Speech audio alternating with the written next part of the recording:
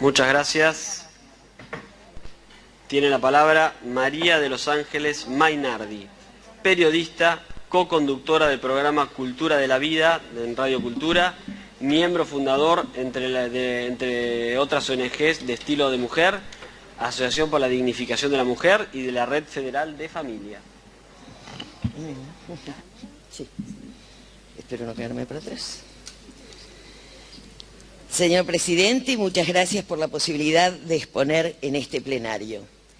Hace años participé en un congreso sobre los desafíos de la mujer frente a la política internacional contemporánea en la Embajada Argentina, en el Paraguay.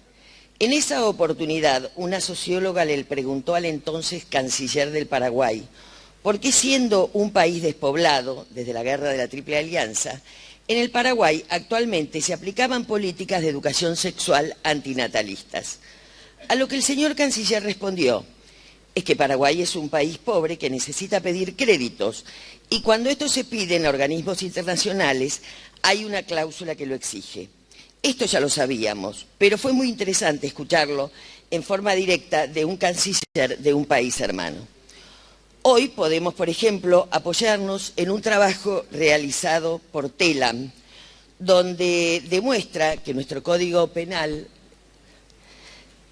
sancionado en 1921, época en que mundialmente reinaba la legislación eugenésica, fue cambiando en materia de aborto al compás de los vaivenes de nuestra deuda externa y la influencia del fondo. En efecto, la primera vez que la legislación penal de nuestro país contempló la no punibilidad del aborto cuando el embarazo provenía de una violación fue durante el gobierno denominado de la Revolución Argentina, encabezado por el general Onganía, quien dictó la ley 17.567 de reforma al Código Penal, incluyendo esa causal autónoma. El ministro de Economía era Adalberto Krieger Bacena, quien ya había ocupado esa cartera durante el gobierno del general Pedro Eugenio Aramburu, periodo en el que propició el ingreso de Argentina al FMI, para luego ser él mismo funcionario del fondo. Restablecido el orden constitucional en 1973, el Congreso de la Nación dictó la ley 20.509, que derogó esa causal de no punibilidad, volviendo en materia de aborto a la redacción de 1921. En 1976, durante el gobierno del proceso de reorganización nacional, se dictó la ley 21.338, que reincorporó la causal de no punibilidad del aborto para los casos en que el embarazo se hubiera causado en una violación, para el elenco de los mal llamados abortos no punibles. He sabido que el ministro de Economía de esa época era José Alfredo Martínez de Oz y que por entonces el FMI aprobó con inusitada rapidez un crédito de 110 millones de dólares para la Argentina. También era sabido que Martínez de Oz tenía una estrecha relación con Rockefeller, el gran financista del control de la natalidad y del aborto, quien inclusive visitara nuestro país durante su gestión. Nuevamente, con el retorno al orden constitucional en 1983, este Congreso de la Nación dictó la ley 23.077, que si bien dejó vigente algunas normas penales dictadas por el gobierno militar, volvió a derogar el supuesto de violación como causal autónoma de no punibilidad del aborto. Dicho sea de paso, este es uno de los motivos por el que no corresponde tener en cuenta lo resuelto por la Corte en el fallo FAL, ya que además de contradecir otros pronunciamientos del mismo tribunal que dicen todo lo contrario, siguen los lineamientos de los periodos militares mencionados, desconociendo que los mismos fueron expresamente dejados sin efecto en 2 oportunidades por este Congreso de la Nación al inicio de sendos periodos democráticos. Volviendo al hilo de lo que veníamos diciendo, no podemos dejar de observar que ahora, en democracia, coincidiendo con la visita del más alta funcionaria del Banco Mundial y en una coyuntura económica desfavorable de la que se quiere salir, recurriendo otra vez al fondo, se pretende legislar sobre el aborto en términos que parecen dictados por los poderosos. Parece que no hemos aprendido nada, pues repitiendo la búsqueda de las mismas soluciones, reiteramos los mismos errores. Podríamos ser más creativos, por ejemplo, Gary Becker, a quien he tenido el gusto de conocer en 1995, Premio Nobel de Economía en 1992, a raíz de su teoría económica de cuánto puede ahorrar un Estado apoyando a la familia, decía: nosotros debemos tratar de entender las diferentes relaciones que hay dentro de la familia. Dentro de ella hay relaciones entre maridos, esposas, padres, hijos, abuelos, que se parecen a aquellas que existen en una fábrica. Ellas interactúan de muchas maneras, resuelven muchos problemas económicos. La crianza de los niños es un problema económico, por ejemplo. Por otro lado, los padres cuidan a sus hijos, luego con el tiempo los niños los cuidarán a ellos cuando estén viejos o enfermos.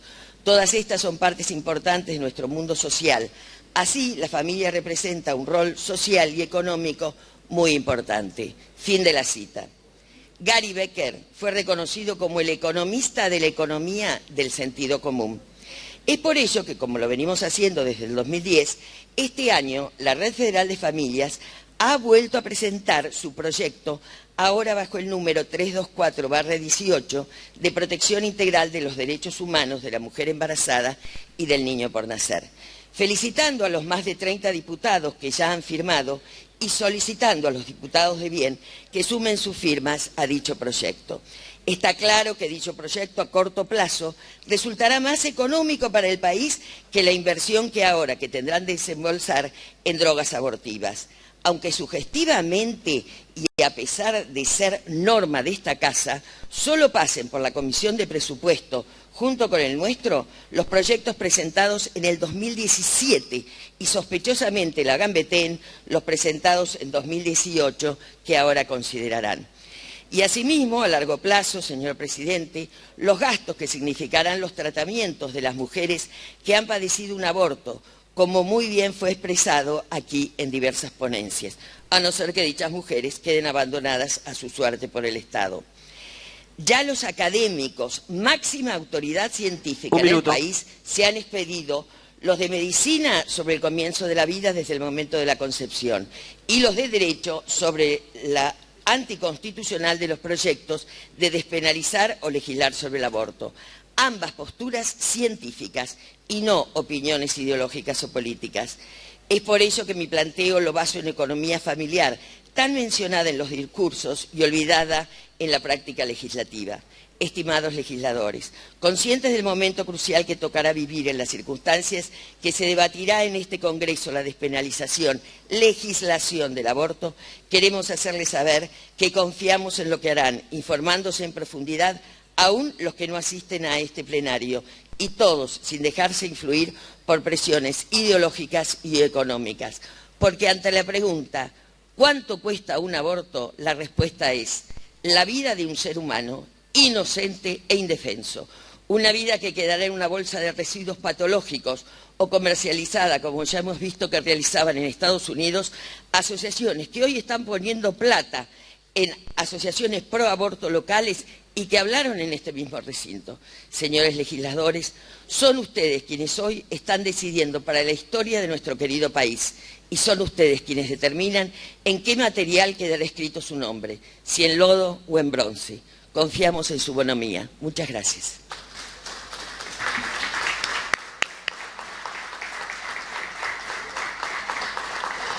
Muchas gracias.